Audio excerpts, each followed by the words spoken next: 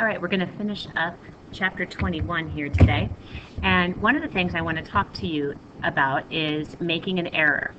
And even with a lot of evidence, we can still make a wrong decision. Think about a court of law. Even in a court of law, sometimes a jury might decide that the defendant is guilty, and maybe it turns out later that they find out that he or she wasn't guilty, or vice versa. Maybe they find that there's not enough evidence to give a guilty verdict, and they find out later when they gather more evidence that it was the wrong decision. So when we perform a hypothesis test, we can make mistakes in two ways. One way is if the null hypothesis is true, but we reject it by mistake, and that's called a type 1 error. The second way is if the null hypothesis is false, but we fail to reject it. So we end up saying that there's not enough evidence to reject the null hypothesis, but it was really false. That's called a type 2 error. Now we have this little picture that can kind of help us when we are looking at a type 1 and a type 2 error. So the type of error that we make, which type of error is more serious, depends on the situation at hand. So it's going to make a difference on the context, whether a type 1 error is worse or a type 2 error. So here's a little picture that kind of illustrates for you the 4 different situations that you have in a hypothesis test. So first of all, there's the truth, whatever the truth may be. And if it's possible that H0 is true, and if that is the truth and H0 is true, and if we make a decision to reject H0, but H0 was true, that's called a type 1 error. And generally a type 1 error, we use the symbol alpha. And the good news is this is the same alpha that we see in when we're given an alpha level. That's the same alpha. So type 1 error, we use that symbol. Or it's possible that H0 is false. So our null hypothesis is false, but we fail to reject H0, so we make an error, and that's called a type 2 error. And a type 2 error, we use the symbol beta. So it kind of looks like a B, start at the bottom, and then make a B. So we have an alpha. So alpha is our type 1 error. This is beta. Then another situation that could happen, and first of all, I'm going to cross off this retain H0, and we're going to say instead, because we either reject H0 or we fail to reject.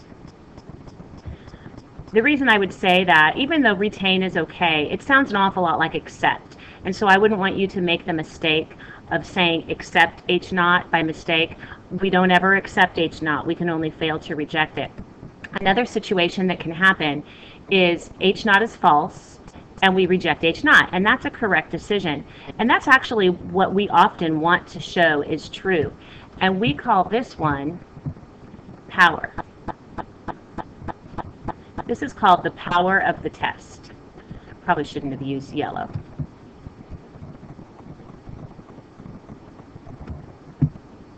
Okay, no more yellow.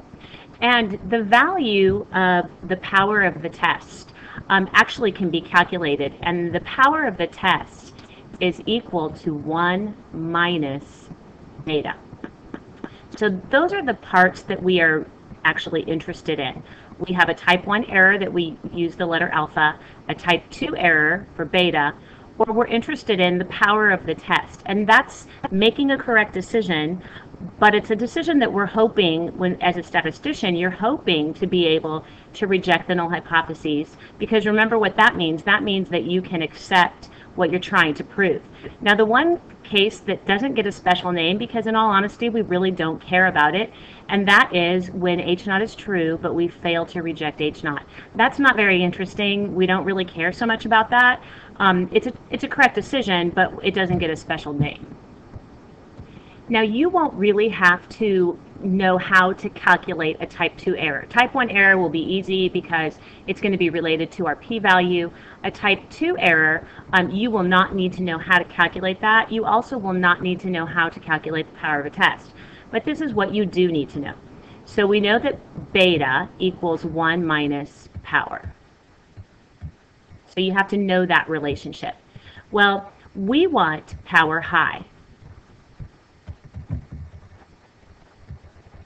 Because remember, if the power is high, that means that we have made a correct decision, and it really is the correct decision that we want to make. So we want the power to be high. Well, if the power is high and we're subtracting that from 1, then making the power high is going to make beta low. And that's good, because we want the chance of a type 2 error to be low, and that's a good thing. But we also want alpha to be low. So this is what we want. We want the power to be high, we want beta to be low, and we want alpha to be low. So here's how they interact together. If beta is decreased, and I'm just going to do a down arrow for decreased. So if beta is decreased, then power is increased. And that's good. We want high power, low beta. But the problem is alpha is also increased. So it's not a relationship between, the relationship between beta and power is right up here. So beta plus power equals 1. So that relationship doesn't hold true for alpha, but the relationship holds true. So as far as this whole statement I made here, if beta is low, then the power is high, but alpha is going to increase. If beta is raised, so if beta is increased, the power, if the likelihood of a type 2 error is increased, then, oh, this was supposed to be then power decreases, and that's bad because we don't want power to be decreased, and alpha increases. Well, that's, oh, sorry, backwards. Too bad I can't pretend like I never said that, but alpha decreases, and that's good. We want a type 1 error to be low, but there's a trade-off, because if alpha is low, beta is higher. So that's kind of the drag. So you have, because you have that trade-off. So what if you want power high, beta low, and alpha low? If you want all of those things in the ideal world, the answer is, you're probably thinking of it, increase the sample size. And often, this is why you would have to determine your sample size before you ever do a survey or an experiment or whatever it is you're doing. Because say you were trying to get a government grant, and for a study that you were going to do. Well, in order to get government money, they're going to require a certain power of the test. So it's going to have to be at a certain level. They want it at a certain, at a high value, which means that you're going to have to think ahead of time, what kind of sample size do I need to have the power of the test as high as I need it, but not have alpha be too high as well. So those are all things that you have to think about before you even start an experiment or a study. All right, I want to show you an example of the types of things you might be asked to do. This was from Chapter 20, Quiz A, from our group quiz. And our null hypothesis, remember, was that P equals 0.28.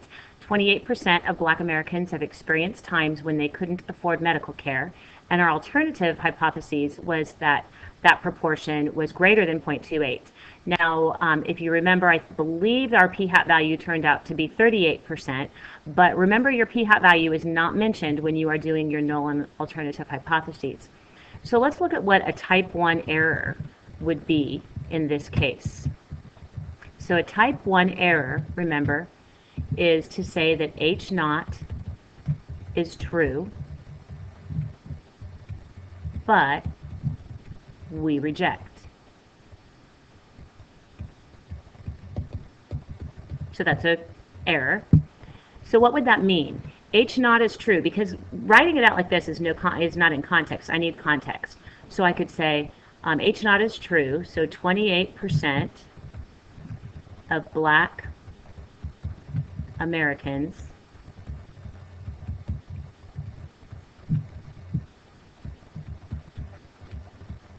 experienced times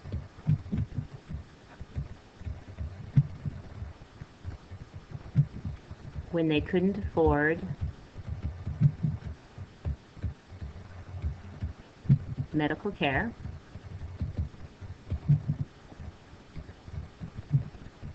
But what do? We reject that statement and we accept the alternative. So we say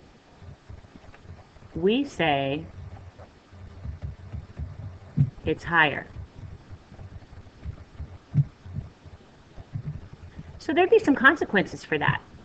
So in this situation, a type 1 error, if it is true that 28% of Black Americans experience times when they couldn't afford medical care, and it's the same as for the general population, but we think it's higher, then the government, if the government were to do this, they're going to say, oh wow, we need to fix this situation and we need to give increased medical care to these Black Americans so that they have the same chances of medical care as everyone else. So they would try and put some programs into place, and those programs weren't needed. And of course, those programs would cost taxpayer money, and which if they were valid, that would be fine. But if this was an error decision, then we wouldn't want to be spending that money unnecessarily. So now let's look at a type 2 error. And remember, that means that H naught is false, and we fail to reject. Okay, and the little picture used the idea, or it said retain. We retain H naught. We fail to reject that H naught. So in this case, we think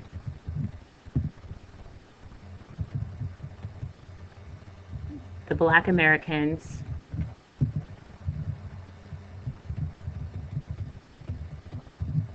experience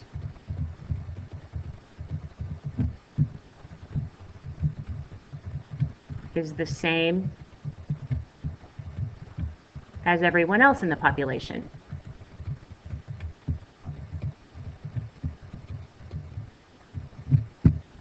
Because remember, that's where that 28% came from. That was what was nationally for everyone. But, oh, no apostrophe. Oh yeah, it is. It is really higher. All right. So H naught's false, we fail to reject. So we think that the Black Americans' experience is the same as everyone else in the population, but it turns out that really that's a mistake. Really, it is higher. And so there's a consequence to that too. We think, well, wait a minute, Black Americans are no different than everyone else as far as their whether or not they can afford health care. And so we don't put any programs into place, but in reality, it really is higher. So there are consequences to a type 1 and a type 2 error. And you have to be aware of what those consequences are. And depending on the situation, sometimes a type 1 error is worse. Sometimes a type 2 error is worse. It has more severe consequences. So you have to think about the situation. You have to think about the context. The things you are going to be expected to do for type 1 and type 2 error are to explain in words what a type 1 error would mean in the context of that problem, and what a type 2 error would mean in the context of that problem. And you also would have to be able to think about consequences and which would be worse. And part of that could be your opinion, but the consequences you would need to be able to think through. The other thing you have to know is this relationship that even though we would like the power to be high, beta to be low, and alpha to be low, we have this thing we have to think about with the relationship. If beta is decreased, then power is increased, and that's good. But alpha is also going to be increased, and that's not so good. If we increase beta, a type 2 error, which is not good, and power is lowered, which is also not good, then we get a lower alpha level.